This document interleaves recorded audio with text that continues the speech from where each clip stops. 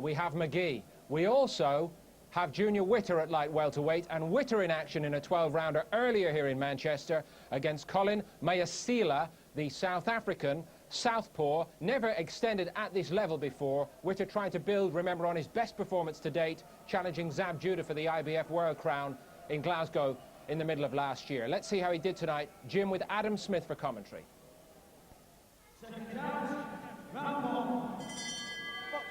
What can South African Colin Mayisela do to unsettle Junior Witter's box of tricks? He's fought and won here before, but with Witter he steps up in class, and class, Jim, is what many believe the Bradford fighter is.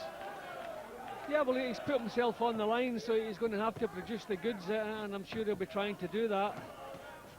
First look at Mayisela, he looks a little bit kind of loose.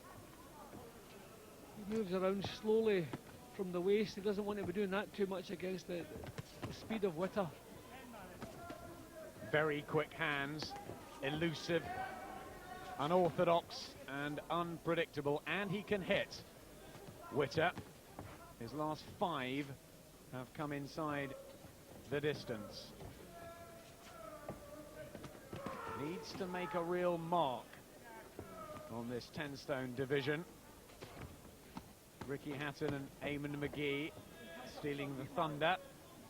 But Junior Witter, who has just signed a new deal with promoter Frank Warren, says he will be the last man standing. Needs to really impress here against Mayisela, who's won 10 of his 14 and could be anything really. My worry is he looks a little bit slow. He gets a good length on his punches. He moves right forward with his punches, but he's a little bit slow. And Witter is usually quite the opposite. He's very quick. Always takes a good look, Junior Witter. Uppercut there. A favourite shot. Often looks away from his opponents, but he's focused tonight.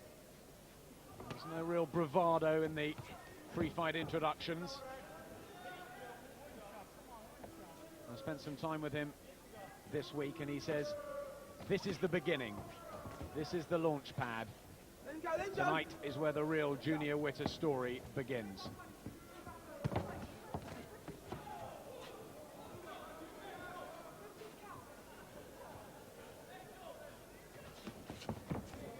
Well, he's controlling Mayisela already.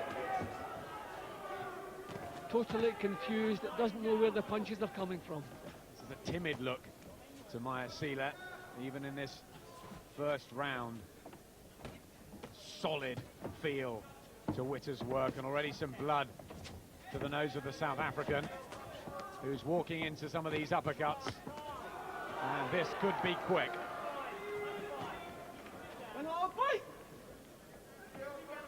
It's all Junior Witter here, and the smile now comes too. Very impressive from Junior Witter. Today's business thought. Looking for a global leader in network solutions? You'll find us all around the globe. WorldCom, network reliability from a company that owns its network. 65 countries, 6 continents, just one click away. WorldCom, Generation D. Extreme. Expression. Experience.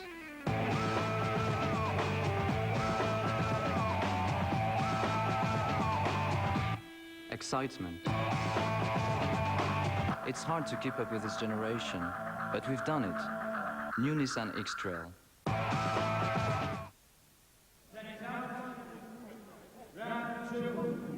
9 times as many punches landed in the first round. Here's the second, WBU International Light Welterweight title, very, very minor version, but a stepping stone for Junior Witter, as he forces his way towards the top of the domestic light welters.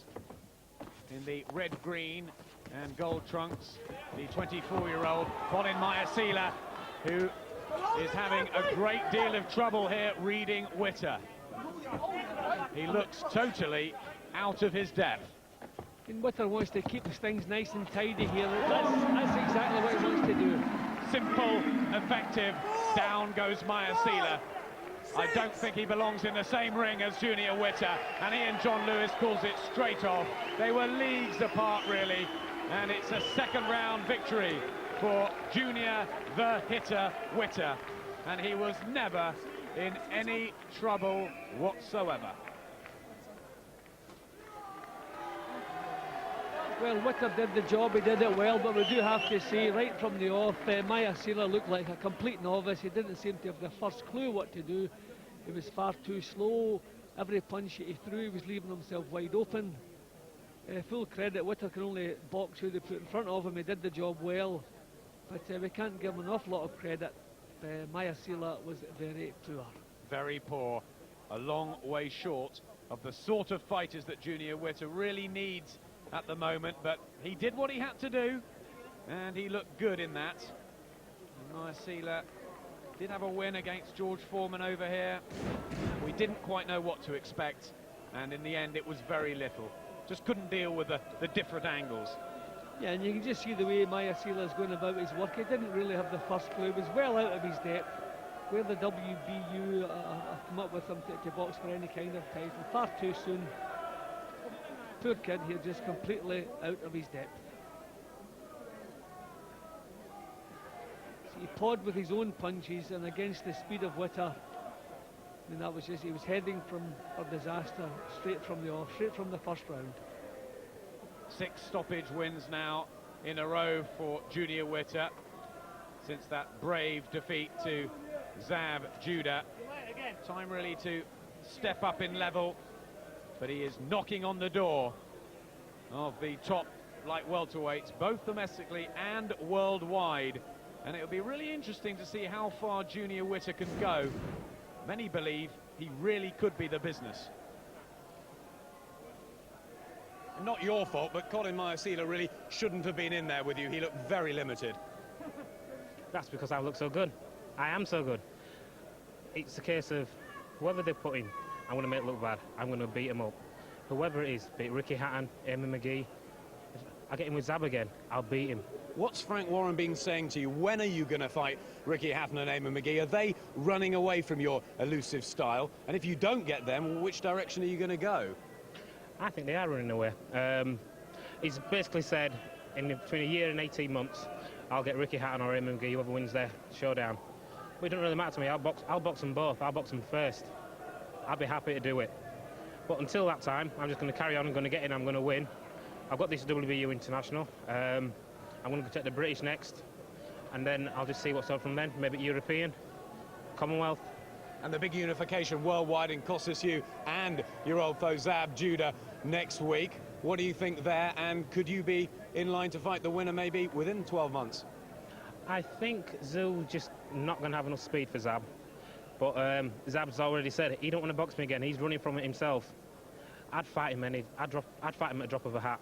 That's what I did last time. 9 days notice is nowhere near enough notice for a world title fight. But I got in there and I did it. #1 light welter in Britain? Most definitely. I just want to say enough respect to all my sponsors. They've helped me out a lot. Max Pro Lab, Anfidel Mar, Mumtaz Carnation. Okay, Junior, thanks very much. Thanks, Sky Sports. Thanks. Thanks for the interview. Keep on winning and entertaining us. Thank you. I will do.